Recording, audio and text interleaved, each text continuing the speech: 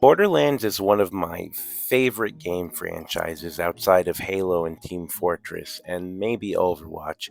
So one day I got to thinking, Pandora's a pretty deadly place full of bandits and bounty hunters and monster killers. How would the TF2 mercenaries fare in this kind of galaxy? And then I decided to make this. Starting off with Scout, how do I think he'll do on Pandora when being dropped in there completely randomly? I think he'll do absolutely terrible at first because he doesn't know what he's doing. However, he was able to kill a bear. Granted, it was a baby bear, but it was still twice his height. We've also seen Scout dodge bullets from an automatic sentry that's meant to track his position. It turns a lot faster than any of the mercenaries have been shown to, so I'd argue that Scout, even without shields, like the Borderlands shields, could just dodge most of the projectiles that are thrown at him. There's really not much they can do to touch him.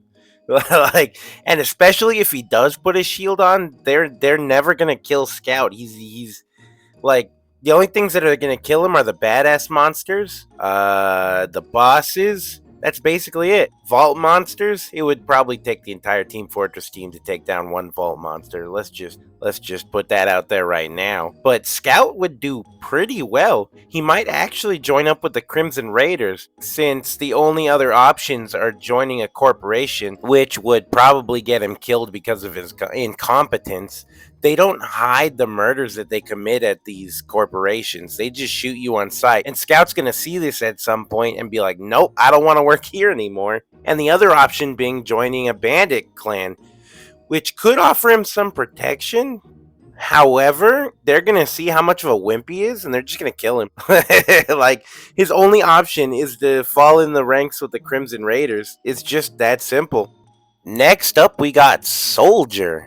I actually like this one. Soldier is stronger than Scout. He's faster than Scout. He acts like a psycho. So he'll fit right in with any of the clans. They just speak his language. Honestly, Soldier could survive wherever he goes. Aside from Hyperion, where someone like Handsome Jack would just kill him on sight. Or Soldier might kill him on sight. Let's be honest. Handsome Jack, he's not really ever prepared for anything unless he absolutely knows it's going to happen. The only reason he got the upper hand on the Vault Hunters is because he knew what they were doing. But he does live on a planet full of psychotic people that will kill you instantly. So he might actually know before, like, he might see Soldier act weird and then be like, he's a psycho, shoot him. Soldier also killed a bear, just like Scout. He snapped its neck. He was naked and covered in honey for some reason. I'm not gonna show a picture of that. He's used to using energy weapons. The Cowmangler would actually probably be his most useful weapon in Borderlands, because rocket ammunition is really rare, and EMP would be so overpowered for most of the stuff in Borderlands. He could, like, a lot of times in Borderlands, you have to get through a barrier or a wall that's it's literally electrified, or it's a force field. You gotta find some batteries to turn it on to open it. Soldier can just literally shoot the shit out of that thing and just EMP it. It's done. Just walk through. GG easy. And you want to know where I think Soldier is going to shine the most? I think he's going to shine the most at killing robots. Like, you know the part where Handsome Jack was attacking the bandits with robots? I think Soldier could have defended that place on his own. Like, he would have killed he fights robots with his bare hands. If you give him a weapon, you're dead. You're done. It's over. Next up is Pyro. I don't think it'll matter that he's a mute, because there are plenty of people in Borderlands that just don't talk normally. It's a normal thing in Borderlands, honestly. Pyro was one of the 4 that killed one of the bears, and he has been the CEO of the company before. He's gonna have a lot of fire weapons. The fire weapons in Borderlands are honestly disgusting. disgustingly good. Like he's gonna have a lot of fire weapons. He might accidentally find himself just at a job at one of the companies. I don't know which company makes the most fire-based weapons. I'd have to look that one up because I've played all the Borderlands games, but no company stands out as having more fire weapons than the other. I forgot to mention this for Soldier, but I'll mention it for Pyro. I can really see either of these two becoming a bandit chief. I don't know. They might comedically misinterpret his muffled screaming.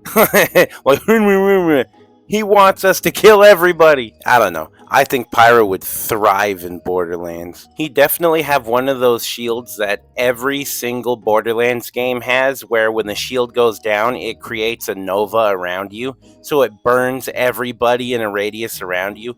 He would instantly find one of those things, let's be honest. And it's going to be hard to take his shield down in the first place, since only bullets would be able to do that. Anything else he could just deflect back at you. Alright, next up we got Demo Man, and this one's fairly obvious actually. The second he realizes there's an entire corporation built around making explosive weapons, he's immediately gonna go to Torg, and I guarantee he's either gonna ask to help design weapons, or he's gonna ask to help test weapons. Both of which Torg would be absolutely willing to do. The only problem I see happening is that alcohol isn't actually that common in Borderlands, but I guarantee you that he would literally just ask Torg to pay him in alcohol instead of money, and he would he would totally do it too, because he found another person who loves explosives. That or Demo Man would literally just spend every night at one of Moxie's bars. He would probably be one of her most valued customers with how much alcohol he drinks. He might actually just buy out her entire stock within one night. Let's be honest. He drank enough that his blood has an alcoholic content that should have killed him. He drank so much that when he stopped drinking, that his body used his lungs as a distillery to make alcohol. He drank so much that a robot designed to drink blood got poisoned by how much alcohol was in his blood. How do you quantify that? This is really weird, but he may be sought after by bandits so they could drink his alcoholic blood. I'm gonna be honest here. That's totally something that would happen in Borderlands. They hear about somebody who has a high alcoholic blood content, and they're like, I wonder what alcoholic blood tastes like. I guarantee you there's going to be some bandits after him for that. And don't even get me started on Demo Night. Freaking Demo Night. Demo Man would be the fastest thing out there on the field in a short burst. Realistically, you're going to have a bandit charging Demo Man, and he's just going to run at them at 30 miles an hour and just splatter them on the pavement. Alright, next up is Heavy. There aren't very many miniguns in Borderlands, and the things that do qualify for a minigun are actually snipers and machine guns with multiple barrels. So maybe Heavy will use one of them? I have no idea. I think miniguns, like real miniguns, are really rare in Borderlands. He'd be limited. However, shotguns are extremely common, something he can definitely use. So I do see him getting a lot of shotguns. What I see happening for Heavy, though, is him just being a resident of Boomtown or something. Yeah, like, just sitting there with Brick. Him and Brick have so much in common. They both love big guns and punching stuff. Honestly, I can really see them getting along, just wanting to go out and punch stuff. Like, just going out and punching Varkids or something. Heavy's got his boxing gloves, Brick's got his weird brass knuckle things. Hell, Brick may even show Heavy how to augment his punches with different elements like he does. As far as literature goes, there's no proof that Russia exists in Borderlands. Oh, good. Next up is Engineer. This one's going to be really fun. I don't really care which company picks up Engineer. He's probably going to be picked up for Iridium research like Tannis was, because the second Engineer sees this new substance, he's going to want to experiment with it like he did with Australium. And I think he's going to come up with a bunch of unique ways to use it that nobody else has thought of before. Hell, He might even make some overpowered equipment with that shit. Let's be honest. Iridium can do almost anything in Borderlands as long as you have enough of it stockpiled. I don't even know how to explain it. The games don't even explain it that well. And in Borderlands, there are plenty of shotguns, there are plenty of pistols. If his wrench breaks, he could just go grab a buzz axe. It'll just do bleed damage like the Southern Hospitality does. There's really nothing stopping Engineer in this kind of universe. There are plenty of sentry guns he can mess with, like if he finds one of those random automated sentries that keep just sitting there at the boundaries of the map. He might even just like tinker with that thing and see how it was built and just modify his own sentry to improve it after he learns what made those so powerful. I really think Engineer stands to gain the most out of any of the mercenaries from being in the Borderlands universe, because Iridium isn't even as rare as freaking Australium. Australium only exists on one planet. Iridium exists on every planet in the 6 galaxies that they've explored. So, not only is this a material that can do anything, it's vastly more common than Australium. Alright, next up we got Medic. And just like with Demo, this one is really, really obvious. He's immediately going to see Dr. Zed as either a competitor or somebody to collaborate with. There is no in-between for this. They are both mad scientists that experiment on people. But while Zed does it to help people, Medic really just wants to do experiments. And I wouldn't even call Zed a mad scientist. I'd probably just call him a little unhinged or deranged. He's not nearly as psychotic as Medic, who half the time when he's talking, you don't even understand what he's talking about. Like when he put freaking baboon uteruses in Team Fortress Classic.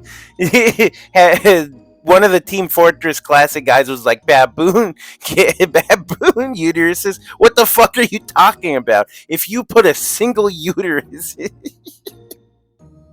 was so funny. Y'all gotta read the comics for that. And people make it a big deal that he outsmarted the devil. Whoop-de-doo. There's no proof that was the real devil. And even then, I mean, the devil's treated as a fucking idiot in those comics. So it's not a big deal. Medic would also likely experiment with Iridium, but only to see if it had any healing properties, which would probably be complicated because some bandits tried to consume it because they thought it would give them superpowers, and it just kind of killed them. But then some bandits become anointed, and when they die, they turn into Iridium, meaning there is some form of Iridium that made them stronger. It's just complicated. I think it has to be processed somehow. Because the Iridium that Troy was using was liquid. The Iridium that you find is solid. I can honestly see Medic and Dr. Zed making some shield mods that when the shield goes down, it ubers you in some way, like it gives you the Kritzkrieg buff or a resistance to a certain damage type, or just invincibility for 3 seconds. Honestly, I can see them making stuff like that. It would be really cool if they collaborated. Do you know how many more people would get healing and how many better shield mods there would be? Like, Zed is a little unhinged, but he doesn't have the outside of the box thinking that Medic does. I would say that Zed has better common knowledge of the medical practice, but Medic has the better thinking. Like, he will think of things that nobody else will do, and he will experiment with it, and if he finds any success, then Zed will be able to put that into something. Not only that, but Zed will be able to fund Medic's experiments, which will obviously give more progress. I think it would be a beneficial relationship for them. And I think that's the only path Medic has, other than just like being there for the Crimson Raiders, because Zed wasn't in Borderlands 3, so he was not with the Crimson Raiders, obviously. Tannis took that role as she was sitting in a clinic, but if Medic were to be able to take that spot, then Tannis would be able to mess with the Iridian artifacts more, and therefore the story would have concluded a lot faster and everybody would have gone home. Ta-da! The end. Sniper. Now here's a good one. There are only 2 snipers in Borderlands, that being Mordecai and now Sniper. I think Sniper might actually take a kind of apprentice role to this. So Sniper definitely has the better aim. Let's be honest here. Sniper is just on on a whole nother level of stupid aim. But Mordecai has other tricks like Bloodwing and elemental weapons, that kind of stuff. He definitely trained him. Because in Borderlands 3, Mordecai was talking about training the next generation of Vault Hunters, and the person he was training died in a swarm of Varkid. They just kind of ripped her apart. Ugh, nasty stuff. Anyways, you get to attend her party and do all the party activities. And you can be a total dick and just break all of her records, or or let the records hold. Let her have all the records. Like, there's so much overpowered shit that Sniper can do in Borderlands if he were there. There are weapons that on headshot it returns a bullet to your magazine. There are weapons that like create storms. They have orbs everywhere that shock everybody. Like, Sniper would be so overpowered. As long as he keeps hitting headshots, he would never run out of ammo. He could buy one bullet, and that bullet would last him years. He would obviously only use Jacob's weapons, since those are the ones with the returning back to your clip or ricocheting to other people bullets. So Jacobs, he'd probably go to Eden 6 and meet meet the freaking guy who made this company. Probably work for him too, because I think he does do contracts to kill people. Yeah, Sniper would do really well, honestly. There are plenty of cases in Borderlands where somebody just sits up in a barn where nobody can get to him and just shoot everybody. Last up on the list, we got Spy. Spy would probably take the same role as Zero from Borderlands 2. He's just a guy with a knife that turns invisible and kills people on contracts. Like, it's literally the same profession. Hell, they might even meet up sometime and talk about their kills, because that's just something that Zero would do. I don't know if Spy would talk about his favorite kills, but he might indulge him for like one story.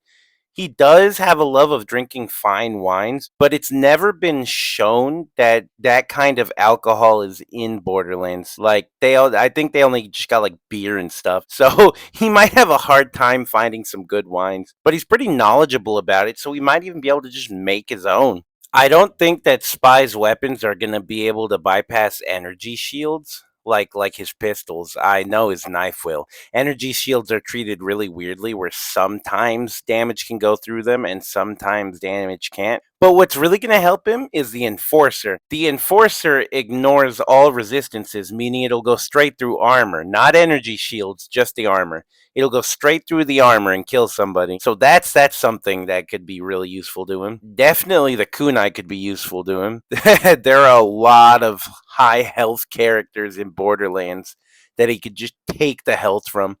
Disguising is going to be way too easy for him, because unlike in TF2, in Borderlands, people aren't expecting you to look like other people. You don't fake looking like other people. He'll be able to just waltz into wherever he wants. All he has to do is act like the person. The only thing that could potentially trip him up is the anti-competitor field, because those read your DNA and not your appearance. But I really do think with the invisibility and the disguises and the easy kills, Spy will definitely be able to survive the longest out of any of the mercenaries. It's not even a contest. But yeah, that's kind of just what I think will happen if they get put into the Borderlands universe. Honestly, I had fun making this. I spent my entire morning making this. Anyways, that's the end. See you later.